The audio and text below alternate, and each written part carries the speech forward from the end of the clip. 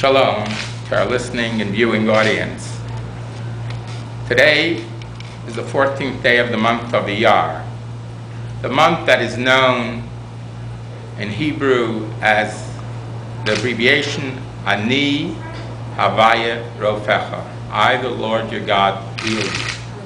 That everyone, wherever it is that we may be, and whatever need we may be, health-wise and otherwise, God should heal us and bring us closer to Him. As we connect to Him through the fulfillment of the commandments, and the message of Pesach, Sheini, the second holiday, is that there is always a second chance and opportunity to come together and reconnect to God.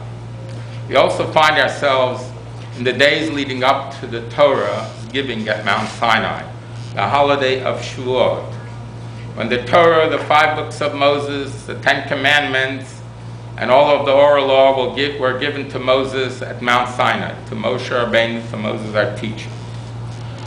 Moses was known in the Kabbalah as the Raya Mehemne, the shepherd of faith, it can be translated. How is it, and what is it that a Jewish leader is supposed to accomplish and do? Our sages explain, we look to the great leaders of the Jewish people, especially to Moshe Rabbeinu, Moses, who stated that it is the job of a Jewish leader to increase and build and nourish faith in God. As we lead the people, we must be an example to bringing them closer to God, closer to the beliefs of the Torah and to the fulfillment of the commandments. One of the interesting things that we find in the preparation for the receiving of the Torah at Mount Sinai is the study of Pirkei Avot, Ethics of Our Fathers. We just studied the 3rd chapter. And there's an interesting phrase statement where it states that Da lifnei miat osid litein din v'cheshbon. Know before whom it is that you will have to give judgment and an accounting. And immediately the question is asked, should it not be the reverse? First an accounting is given, and then judgment is passed.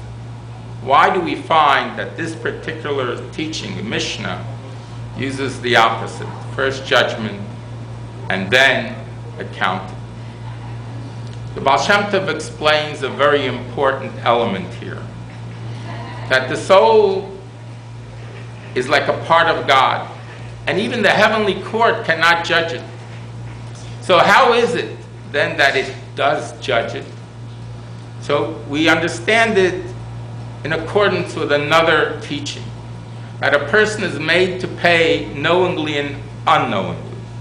Well, how can it be knowingly if it's unknowingly? And how can it be unknowingly if it's knowingly?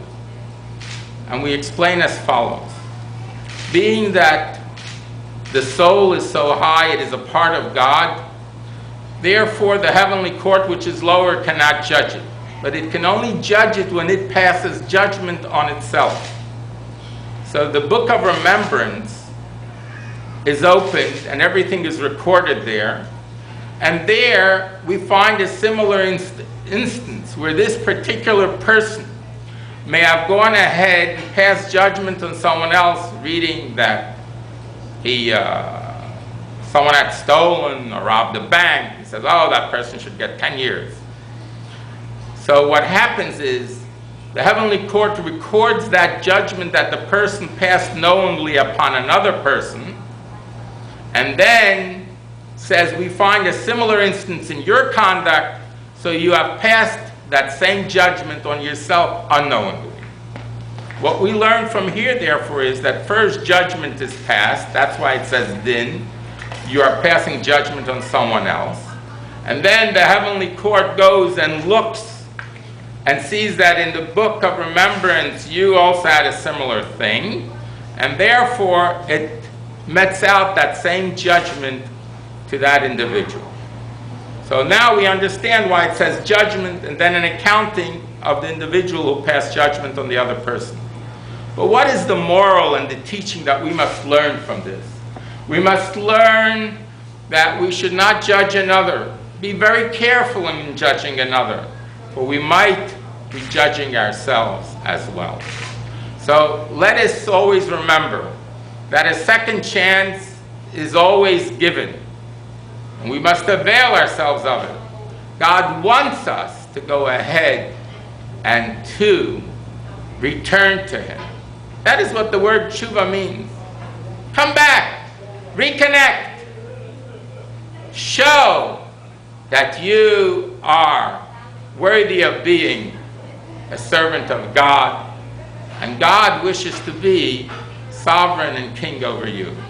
So from Passover, we count every day to the holiday of Shavuot, when the Torah is given, including with these words, as the Bible states.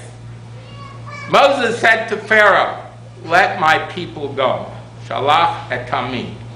But we must always remember there is another word at the end of that sentence, and that word is sheyavduni, that they should serve me. The Jewish people should serve God when they receive the Torah at Mount Sinai and disseminate all of that to all of humanity in a way that brings unity and peace for all peoples throughout the world. May we merit it speedily in our days, and a happy Pesach Sheini. Thank you.